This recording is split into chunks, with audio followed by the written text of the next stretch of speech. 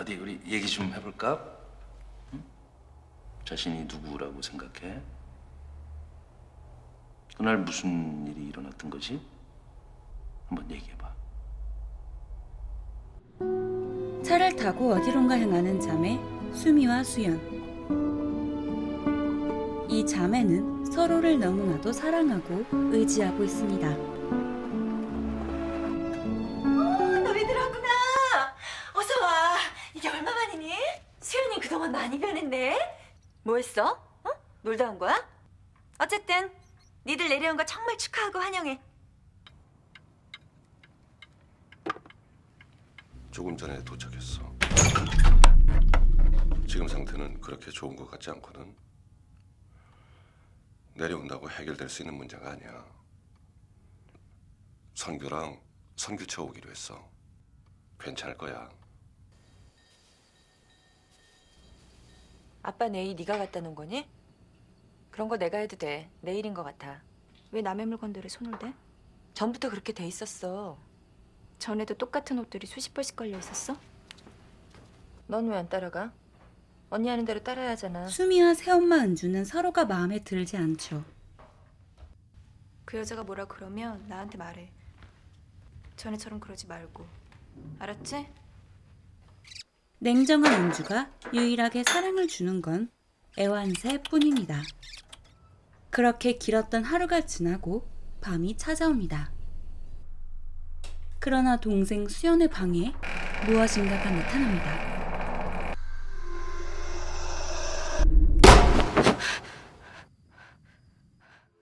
내 방에 가봤어?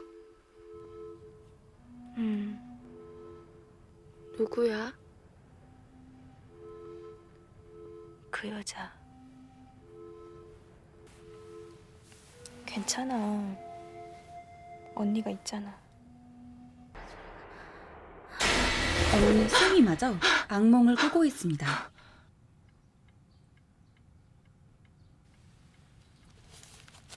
뭐하니? 생리하니? 내가 아니고 수연이. 수연이? 웃긴다. 어쩜 나랑 날짜가 똑같을 수가 있지? 그러나 수미도 같이 시작된 월경.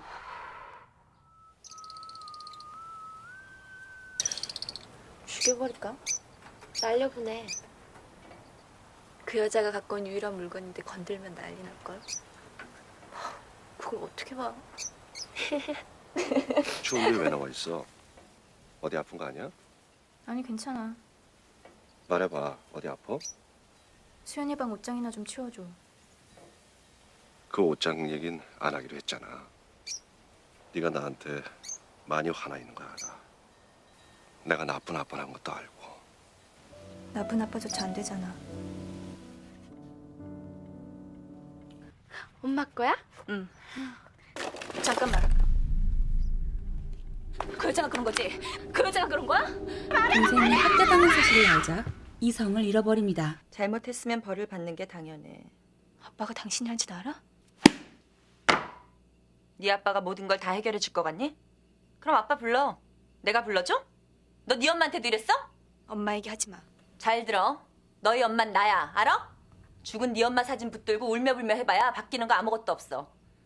견디기 어렵지? 근데 어쩌겠어. 세상 일이라는 게 다 이래. 네가 그리는 대로 세상이 아주 달콤하게 돌아가는 게 아니야. 아주 더러운 꼴을 보면서도 참고 살아야 돼. 내가 지금 너희들을 견뎌내야 하는 것처럼. 너 왜 이러는 거야? 몰라서 그러는 거야? 그렇지 않아. 네가 잘못 생각하는 거야. 네가 조금 더 받아들이고 있지 않잖아. 왜 나한테만 이해하라고 그러냐고. 그러니까 내가 모르는 게 뭔지 네가 속 시원히 말해줘. 말해줘 봐. 변하는 게 있어? 바뀌는 게 있어? 아빠가 불러놓은 이 모든 더러운 일 감정의 골은 깊어지기만 합니다. 아빠가 책임져. 그랬더니 이 사람이 옷을 입었다 벗었다. 아니, 기억 안 나.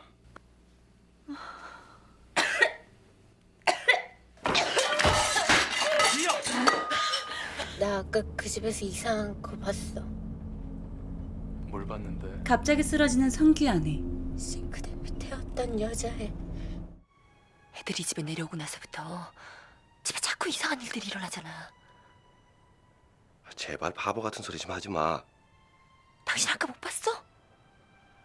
갑자기 환경이 바뀌어서 그래. 좀 쉬면 나아질 거야. 아니야.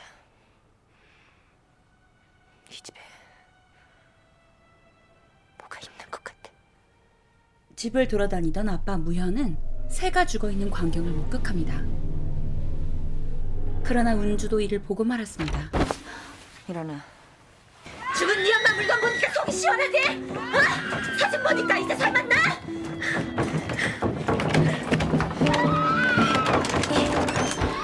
넘지 말아야 할 선을 넘어버린 세 사람입니다. 도대체 왜 그러는지 말 좀 해보란 말이야. 정말 몰라서 그러는 거야? 그게 뭔데? 그게 뭐냐고? 그 여자가 우리한테 하진 말이야. 그러니까 그게 뭔지 말을 해보란 말이야. 악랄하게도 악질적으로 매번 수연이 옷 안에 가둬놓고. 수미야, 제발 그러지 마. 아빠도 알잖아. 수연이가 무서워하는 거. 빨리 말해보란 말이야.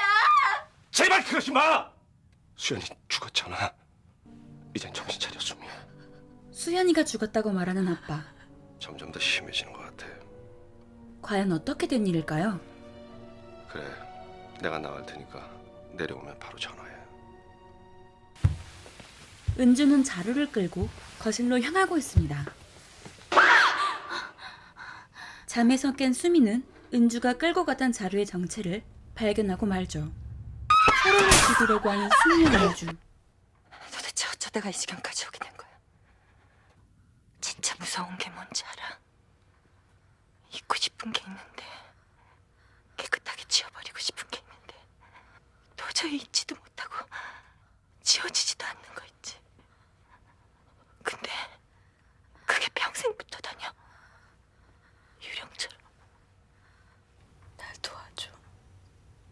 내가 너 도와줄게.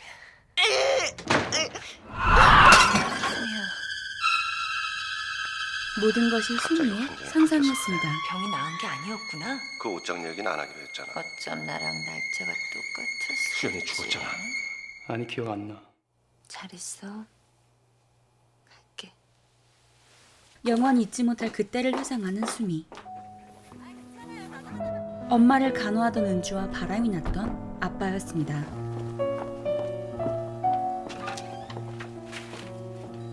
아이들은 그저 지켜보아야만 했죠.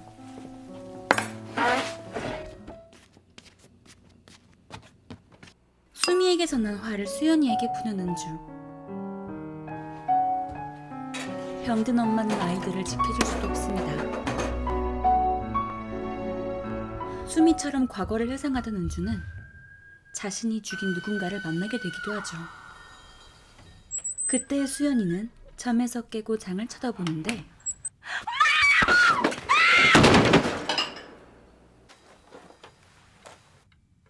비명 소리에 올라온 은주였지만 수연을 구해주지 않았습니다. 하지만 결국 돌아가려던 그 순간 안방은 1층 아니야? 그게 무슨 말이야? 이젠 엄마 행세까지 하려드네. 부탁인데 우리 일에 상관하지 말아줘. 너 지금 이 순간 후회하게 될지도 몰라. 명심해. 당신이랑 이렇게 마주보고 있는 것보다 더 후회할 일이 있겠어? 당신이 이 집에서 돌아다니고 있을 때 될 수 있으면 멀리 떨어져 있고 싶어서 그래. 이해해? 이상한 느낌에 돌아가려고 하지만 수미의 자존심이 이를 허락하지 않았습니다. 결국 수미는 돌이킬 수 없는 선택을 하게 되었고 이 순간을 벗어날 수 없는 수미의 모습과 함께 영화 장화홍련은 끝이 납니다. 개인적으로 이 영화 장화홍련은 한국 영화 수준을 한 단계 높였다는 생각이 드는 작품인데요. 제가 가장 좋아하는 한국 영화이기도 합니다.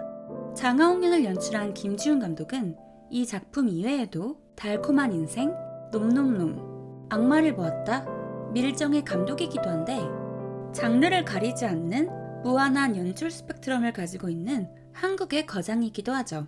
이 영화가 매우 매력적으로 느껴지는 이유는 스토리가 진행될수록 변화하는 영화의 장르 때문이라고도 할 수 있을 거예요. 실제로 영화 장화홍련의 장르는 공포 스릴러이지만 마지막 결말을 보고 난 뒤에는 공포감보다는 공허함이 관객들의 마음속에 자리 잡게 됩니다. 그렇다면 왜 이런 감정을 느끼게 되는지 조금 더 알아볼까요?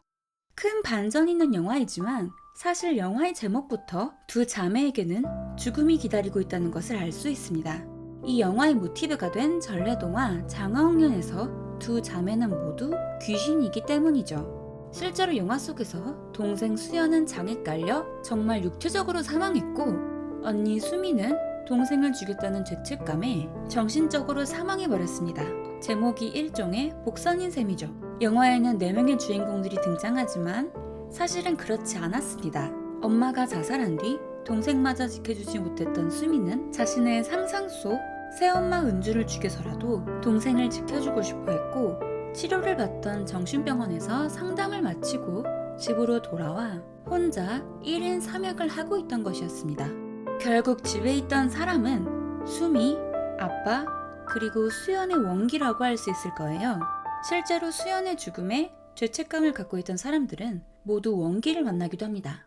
김지훈 감독은 영화 속에서 수미가 정신분열증을 앓고 있다는 복선들을 남겨두었었는데요. 크게 시계의 시각, 새 여자의 월경, 새장 속의 2마리 새라고 볼 수 있을 것 같습니다. 집에 돌아오자마자 수미가 가장 먼저 했던 일은 12시 46분에 멈춰있던 시계를 다시 움직이게 하는 일이었습니다.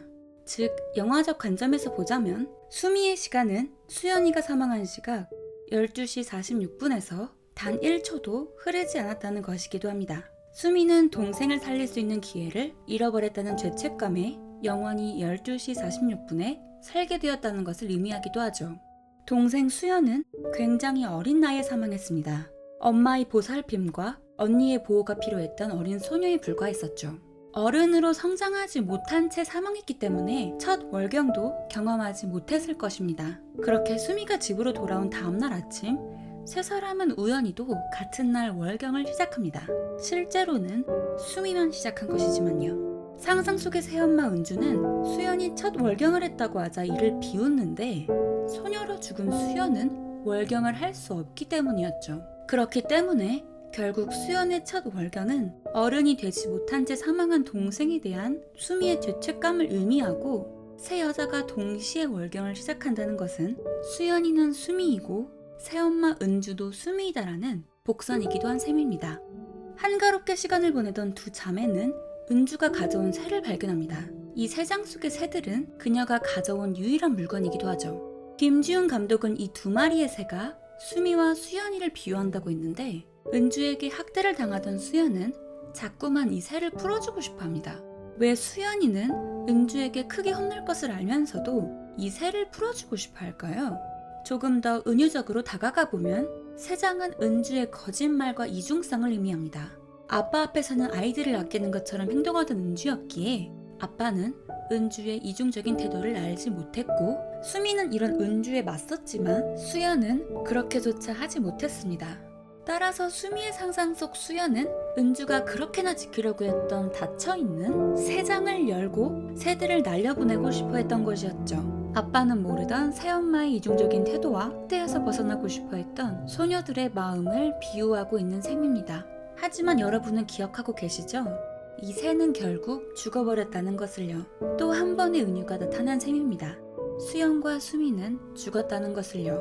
개봉한 지 16년이 흐른 지금까지 장화홍련을 뛰어넘을 수 있는 공포물은 없다고 생각되었기에 제 채널의 첫 한국 영화 리뷰로 이 작품을 선택하게 되었습니다. 이번 리뷰를 보셨더라도 꼭 직접 이 영화를 보시면서 김지훈 감독과 이병우 음악 감독이 선사하는 두 자매의 비극적인 이야기를 느껴보시길 바랄게요. 영화 장화홍련 저의 한 줄평은 시간은 흐르더라도 누군가는 그 시간 속에 갇혀 산다 입니다. 이번 리뷰 재미있게 보셨다면 좋아요와 헤더의 터닝 페이지 구독과 알림 부탁드릴게요. 우리는 다음 영상에서 다시 만나요. 안녕.